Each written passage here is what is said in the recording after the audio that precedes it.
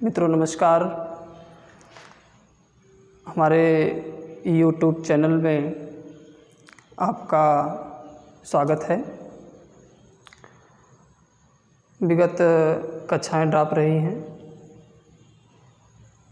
और इसके पिछली जो कक्षाएं रही हैं उसमें भारतीय संविधान को बताया गया था, जिसमें संसद के गठन का उल्लेख किया गया था। जिन साथियों ने अभी तक हमारे YouTube चैनल को सब्सक्राइब नहीं किया है, लाइक नहीं किया है या अधिक से अधिक शेयर नहीं किया है, वो सब्सक्राइब करें, लाइक करें, शेयर करें और बेल आइकन को दबाना ना भूलें। आज की जो कक्षाएं हैं भारतीय संविधान से ही हैं। हमारा YouTube चैनल नया चैप्टर लेके आया है, संविधान की अनुसूचियाँ। संविधान की अनुसूचियों को पढ़ने से पहले हम संविधान के आधारभूत तत्व को जान लेते हैं कि संविधान के आधारभूत तत्व क्या हैं और पूरा भारतीय संविधान उस आधारभूत तत्व पर आधारित है और उस आधारभूत तत्व के माध्यम से चलता है।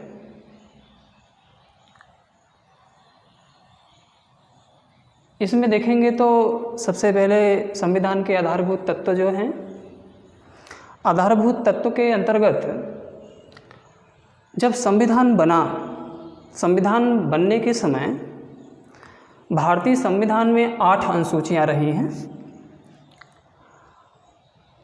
25 भाग रहे हैं और 444 अनुच्छेद रहे हैं।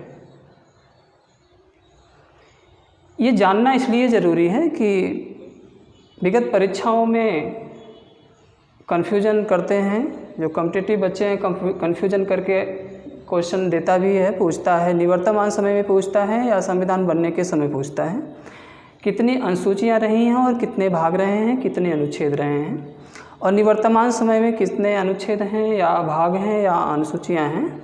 इसके संबंध में थोड़ी सी चर्चा कर लेते हैं। संविधान बनने के समय भारतीय संविधान में 8 ही अनुसूचियां रही हैं। 8 अनुसूचियां रही हैं, 25 भाग रहे हैं और 444 अनुच्छेद रहे हैं। ये संविधान बनने के समय की बात है। निवर्तमान समय में जो कार्य रूप में हैं, जो वर्क में हैं, उनमें 12 अनुसूचियां संविधान में उल्लेखित हैं। 12 अनुसूचियां। भाग जो हैं वो 22 भाग हैं। इस समय निवर्तमान समय में 22 भाग हैं और अनुच्छेदों की संख्या है 395। यानी कि 12 अनुसूची, 22 भाग और 395 अनुच्छेद निवर्तमान समय में भारतीय संविधान में उल्लेखित हैं। जो अनुसूचियां बढ़ाई गई या संविधान के कुछ भाग को घटाए गए थे और अनुच्छेद को भी घटाए गए, तो कुछ लोक महत्व के नहीं रहे, इसलिए संविधान से उसे निरसन कर दिया गया। भाग में 3 भाग को घटा दिया गया।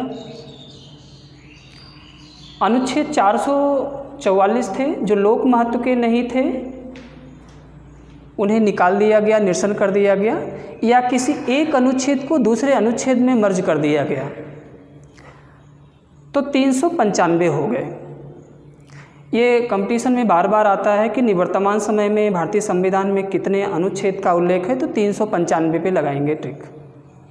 भाग को पूछता है तो 22 भाग पे लगाएंगे और अनुसूचियां पूछता है तो 12 अनुसूचियों पे लगाएंगे। ये तो बेसिक चीज़ है और संविधान के आधारभूत तत्वों में शामिल किया जाता है। आज का मुख्य जो टॉपिक है वो है संविधान की अनुसूचियां। जो प्रथम अनुसूची से लेकर के 12वीं अनुसूची तक जिसका उल्लेख है उसको हम बताएंगे, डिटेल में बता रहे हैं। जो प्रथम अनुसूची है, प्रथम अनुसूची संविधान की प्रथम अनुसूची जो है, ये 28 राज्य और 9 केंद्र शासित प्रदेश का उल्लेख करता है। हमने पिछली कक्षाओं में भी आपको बताया है कि भारत क्या है, राज्यों का संघ है, यानी कि कई राज्य मिलकर के भारत एक संघ है, यानी यूनियन ऑफ स्टेट। भारत क्या है, राज्यों का संघ है, यूनियन ऑफ स्टेट। तो प्रथम अनुसूची में भारत के 28 राज्य और 9 केंद्र शासित प्रदेश, पहले तो 7 ही थे, लेकिन 2 केंद्र शासित प्रदेश आपके जम्मू कश्मीर और लद्दाख को शामिल किया गया, तो 7 थे, अब 9 हो गए। ये भी कन्फ्यूजन में भी अभी समसामयिक घटनाओं में भी क्वेश्चन आ रहा था, तो बच्चे कन्फ्यूज कर जा रहे थे। कुछ लोग केंद्र शासित प्रदेशों में 8 पे टिक लगा दिए, कुछ लोगों ने 9 पे लगा दिया। तो मुख्य रूप से 9 केंद्र शासित प्रदेश निवर्तमान समय में आपके यहाँ हैं। 2 बढ़े हैं, जम्मू कश्मीर और लद्दाख। 28 राज्य हो गए और 9 केंद्र शासित प्रदेश हो गए, यानी कि 28 इसमें देखेंगे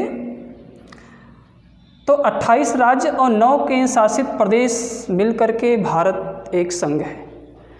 तो प्रथम अनुसूची में भारत में जितने राज्य हैं, जितने केंद्र शासित प्रदेश हैं, सभी का उल्लेख है।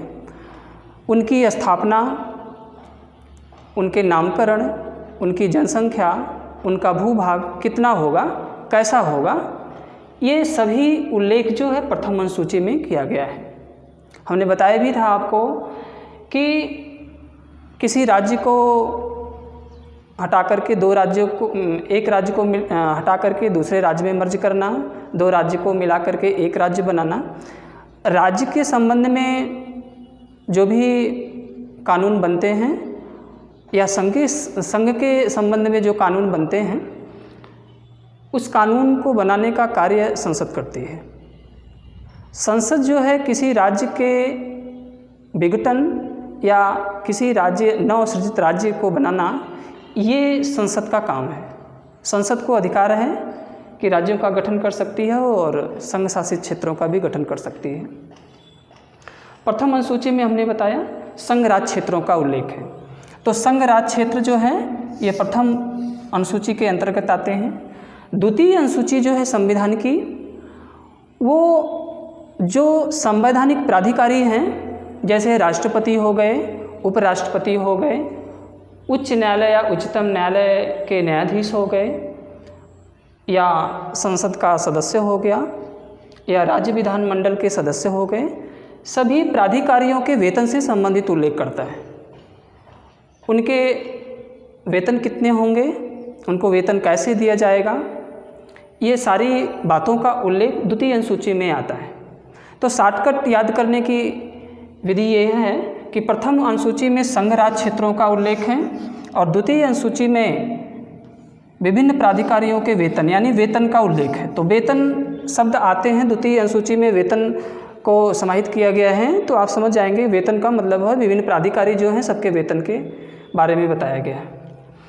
जो तृतीय अनुसूची है, संविधान की तृतीय अनुसूची में जो भी प्राधिकारी का नाम हमने लिया, विभिन्न प्राधिकारियों के शपथ ग्रहण की बात है, शपथ लेने की बात है।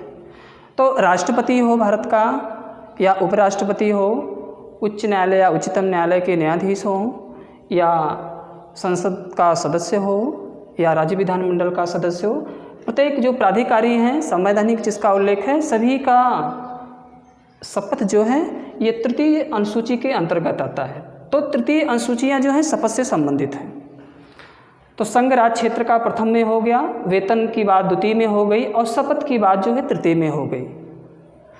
कंपटीशन में जो क्वेश्चन बहुत बारीकी से आता है, आप एक ट्रिकी माध्यम से याद करेंगे तो आपको याद आ जाएगा। जैसे संघ राज्य क्षेत्रों का उल्लेख है, जहाँ ऐसी बातें आती हैं तो प्रथम अनुसूची ही याद करेंगे, द्वितीय में वेतन को याद करेंगे, तृतीय में शपथ। तो आपको इतना याद रहेगा तो आप ट्रिक आराम से लगा ले जाएंगे। चतुर्थ अनुसूची जो है, चौथी जो अनुसूचियाँ हैं, इसके संबंध में इसमें क्या उल्लेख है कि जो राज्यसभा में स्थानों का जो आवंटन है, तो राज्यसभा में संघ राज्य क्षेत्रों के भी प्रतिनिधि जाते हैं और राज्य के भी प्रतिनिधि जाते हैं। तो संघ राज क्षेत्र के जो प्रतिनिधि जाते हैं राज्यसभा में, उसका उल्लेख है। यानी कि चौथी अनुसूचियाँ जो हैं ये राज्यसभा में स्थानों के आवंटन का उल्लेख करती है। तो राज्यसभा में स्थानों का आवंटन, तो ये आप जानते होंगे संघ राज क्षेत्र से भी जाते हैं राज्यसभा में, और राज्य के प्रतिनिधि भी राज्यसभा में जाते हैं, उनके स्थानों का आवंटन है। पंचम अनुसूची जो है, पाँचवीं अनुसूची जो है, भारत के जितने भी अनुसूचित जाति एवं अनुसूचित जनजाति के लोग हैं उनके प्रशासन से संबंधित उल्लेख करता है। यानी कि जितने भी राज्य हैं और जितने भी केंद्र शासित प्रदेश हैं भारत में, और उनमें जो अनुसूचित जातियाँ, अनुसूचित जनजातियाँ रहती हैं, उनके प्रशासन से संबंधित उल्लेख किया गया है। ये पाँचवीं अनुसूची की बात है। यानी SC ST प्रशासन मोस्ट इम्पॉर्टेंट है, क्योंकि पाँचवीं अनुसूची SC ST प्रशासन की बात करती है, और वहीं छठवीं अनुसूची संविधान की जो है, छठवीं अनुसूची जो है स्पेशल 4 राज्य ऐसे हैं, 4 राज्य ऐसे हैं भारत के, मेघालय, मिजोरम, त्रिपुरा और असम। 4 राज्य ऐसे हैं जिसे स्पेशल दर्जा दिया गया है। जो SC ST के प्रशासन की बात, ऑल ओवर SC ST प्रशासन की बात पाँचवीं अनुसूची में की गई है, लेकिन मेघालय, मिजोरम, त्रिपुरा तथा असम 4 ऐसे राज्य हैं जहाँ पे SC ST प्रशासन का स्पेशल दर्जा दिया गया है। और कंपटीशन में ये छठवीं अनुसूची मोस्ट इम्पॉर्टेंट है, क्योंकि ये बार बार पूछता है कि संविधान के छठवीं अनुसूची में निम्नलिखित किन राज्यों को शामिल नहीं किया गया है। तो जहाँ 4 बातें या 3 बातें होती हैं, हमने बताया कंपटीशन में ज़्यादा से कुछ ज़्यादा क्वेश्चन आता है, तो हमने बताया कि 4 राज्य आप मौसे मेघालय, मौसे मिजोरम, मेघालय, मिजोरम, त्रिपुरा, असम 4 राज्य याद कर लेंगे। चारों राज्यों हैं ये SC ST के विशेष प्रशासन की बात करता है। 7वीं अनुसूची, जो 7वीं अनुसूची है ये भी मोस्ट इम्पॉर्टेंट अनुसूची है। 7वीं अनुसूची 3 सूचियों का उल्लेख करती है। 3 सूचियां जो बनाई गई हैं, पहली जो अनुसूची है संघ सूची है, यानी कि 7वीं अनुसूची में 3 सूचियां जो हैं, पहली है संघ सूची, संघ सूची है, दूसरी जो है राज्य सूची है, और तीसरी समवर्ती सूची। संघ सूची, राज्य सूची और समवर्ती सूची 3 सूचियां हैं। एक और सूची को हालांकि संविधान में उल्लेख नहीं किया गया है। तो इसके अंतर्गत जो चौथी अनुसूची है वो अवशिष्ट सूची कहलाती है। यानी कि अवशिष्ट सूची का कहीं अलग अलग बुक में मिलता है, लेकिन मुख्य रूप से तो 3 ही सूचियां संविधान में उल्लेखित की गई हैं। जो संघ सूची है, संघ सूची के जो विषय हैं उस पर कानून बनाने का अधिकार संसद को है। यानी कि संघ सूची के जो विषय होंगे, संघ सूची के कौन से विषय होंगे, संघ सूची में किस विषय को शामिल किया जाएगा, किसको निकाल दिया जाएगा, इसका अधिकार केवल संसद को है। बहुत बारीकी से लेक्चर को आप सुनेंगे।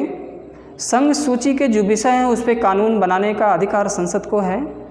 राज्य सूची के जो विषय हैं उस पर कानून बनाने का अधिकार राज्य विधानमंडल को है। राज्य विधानमंडल राज्य सूची के विषयों पर कानून बनाती है। और समवर्ती सूची जो है, तीसरी सूची जो समवर्ती सूची है उस पर कानून दोनों बनाते हैं, यानी संसद भी बनाती है और राज्य विधानमंडल भी बनाते हैं। तो कुछ ऐसी अनुसूचियाँ होती हैं, कुछ ऐसे विषय होते हैं जिसे केंद्र भी देखती है और राज्य भी देखती है, तो ऐसे विषयों को समवर्ती सूची में शामिल किया जाता है। जहाँ पे केवल संघ सूची के विषय हैं जिस पे कानून केवल संसद बनाती है, वो संसद ही देखती है, केंद्र सरकार देखती है। राज्य की सूची के विषय पे कानून भी बनाती है, उसकी देखरेख भी करती है। समवर्ती सूची में संघ भी और राज्य भी दोनों मिलकर के कानून बनाते हैं और दोनों उसकी देखरेख करते हैं। 3 सूचियाँ ये शामिल की गई। यदि संघ सूची, राज्य सूची या समवर्ती सूची, तीनों सूचियों में कोई विवाद हो गया है तो उसे अवशिष्ट सूची में रखा जा सकता है, ऐसा संवैधानिक उल्लेख। हमारे बच्चे कम ही जानते होंगे, लेकिन चौथी अनुसूची भी रखी गई है रिजर्व। अगर 3 सूचियों में विवाद होता है तो उस सूची में उसे शामिल किया जाएगा। ये 7वीं अनुसूची भी मोस्ट इम्पॉर्टेंट अनुसूची है, क्योंकि 3 सूचियों का उल्लेख किया गया है। 8वीं अनुसूची के अंतर्गत आते हैं, संविधान के 8वीं अनुसूची के अंतर्गत आते हैं, तो इसमें 22 भाषाओं का उल्लेख है। जो संवैधानिक भाषा है जिसे संविधान ने मान्यता दिया है, तो 22 भाषाएं निवर्तमान समय में संवैधानिक भाषा के अंतर्गत समाहित की गई हैं। तो इस समय निवर्तमान समय में जो 8वीं अनुसूची के अंतर्गत 22 भाषाओं को शामिल किया गया है। ये भी मोस्ट इम्पॉर्टेंट है, वनडे एग्जाम में बराबर आता है कि निवर्तमान समय में कितनी भाषाओं को शामिल किया गया है संविधान में, तो 22 भाषाएं लगाएंगे। या 22 भाषाओं का उल्लेख संविधान के किस अनुसूची में है, तो 8वीं अनुसूची में है। क्वेश्चन सीधा भी आता है, उल्टा भी आता है। आते हैं 9वीं अनुसूची के अंतर्गत। 9वीं अनुसूची के अंतर्गत उस अधिनियम या विधि अधिनियम को शामिल किया गया है जिसे न्यायालय में चुनौती नहीं दी जा सकती। यानी कि कुछ ऐसे अधिनियम बनाए गए हैं, हमने बताया था आपको कि अधिनियम यानी कानून कैसे बनता है। इसका जिक्र जिन साथियों ने मेरे YouTube चैनल को देखा होगा, पीछे जब हमने संसद आपको बताया था तो उसमें आपको अधिनियम कैसे बनता हमने बताया भी था। तो ऐसे अधिनियम या विधि अधिनियम को शामिल किया गया है जिसे न्यायपालिका में चुनौती नहीं दी जा सकती। इसके साथ साथ भूमि सुधार से संबंधित भी उल्लेख 9वीं अनुसूची के अंतर्गत समाहित किया गया है। फिर आते हैं 10वीं अनुसूची के अंतर्गत। 10वीं अनुसूची के अंतर्गत दल बदल विरोधी कानून को समाहित किया गया है। तो दल बदल विरोधी कानून, भारतीय संविधान में दल बदल विरोधी कानून को 52वां संविधान संशोधन 1985 में इसे लाया गया, यानी संशोधित किया गया था। उस समय दिवंगत प्रधानमंत्री राजीव गांधी रहे हैं, उनके समय में ही ये 52वां संविधान संशोधन 1985 किया गया था। ये भी कंपटीशन में बराबर क्वेश्चन आता है कि 10वीं अनुसूची में किसका उल्लेख है, तो दल बदल विरोधी कानून का उल्लेख है। फिर पूछता है कि दल बदल विरोधी कानून को सबसे पहले कब संशोधित किया गया था, तो 52वां संविधान संशोधन 1985 को संशोधित किया गया था। फिर आते हैं 11वीं अनुसूची, 11वीं और 12वीं अनुसूची। तो ये दोनों इम्पॉर्टेंट है, मोस्ट इम्पॉर्टेंट है। 11वीं अनुसूची ये पंचायती राज व्यवस्था का उल्लेख करता है, यानी कि पंचायतों का उल्लेख करता है। इसे बाद में शामिल किया गया। जैसे हमने बताया कि 10वीं अनुसूची को 1985 को संशोधित करके समाहित किया गया, उसी तरह 11वीं अनुसूची को 73वां संविधान संशोधन 1992 में 73वां संविधान संशोधन 1992 में पंचायतों का उल्लेख किया गया और उसके लिए नए अनुच्छेद 243 से 243 से 243 इसके लिए नए अनुच्छेद का भी गठन किया गया। यानी कि 11वीं अनुसूची पंचायतों से संबंधित उल्लेख करती है। और ये क्वेश्चन बराबर कंपटीशन में आता है कि 11वीं अनुसूची किससे संबंधित है, तो पंचायती राज व्यवस्था से संबंधित है। फिर ये पूछता है कि भारत में पंचायती राज व्यवस्था किस संविधान संशोधन द्वारा समाहित किया गया था, तो 73वां संविधान संशोधन 1992 में पंचायती राज व्यवस्था को समाहित किया गया। 12वीं अनुसूची जो है, जैसे हमने 11वीं बताया पंचायती राज यानी ग्राम पंचायत की बात है, तो 11वीं अनुसूची पंचायती राज का उल्लेख करता है और 12वीं अनुसूची नगर पंचायत का उल्लेख करता है। तो नगर पंचायत जो है नगरीय क्षेत्र के लिए, इसके लिए भी जैसे 73वां संविधान संशोधन 1992 में ग्राम पंचायत या पंचायती राज व्यवस्था का उल्लेख किया गया, उसी तरह 74वां संविधान संशोधन 1992 में नगर पंचायत का उल्लेख किया गया। यानी कि नगर पंचायत जो है ये 74वां संविधान संशोधन 1992 में समाहित किया गया था। इसके लिए भी भारतीय संविधान में अनुच्छेद 243 तो से 243 य 6 तक का उल्लेख किया गया है।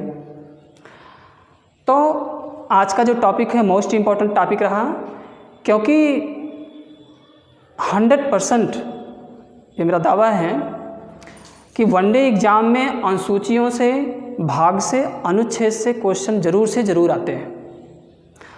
अनुसूचियों को शॉर्टकट में भी याद करने की विधि है कि जैसे प्रथम अनुसूची संघ राज्य क्षेत्रों का उल्लेख, द्वितीय वेतन से संबंधित, तृतीय शपथ से संबंधित, चतुर्थ राज्यसभा में स्थानों के आवंटन से संबंधित, पंचम में SC ST प्रशासन से संबंधित, छठवीं में मेघालय, मिजोरम, त्रिपुरा, असम के विशेष प्रशासन SC ST विशेष प्रशासन से संबंधित, सातवीं अनुसूची में 3 सूचियाँ उल्लेखित हैं, आठवीं अनुसूची में 22 भाषाएं हैं और 9वीं अनुसूची कुछ ऐसे अधिनियम, विध अधिनियम को शामिल किया गया जिसे न्यायालय में चुनौती नहीं दी जा सकती।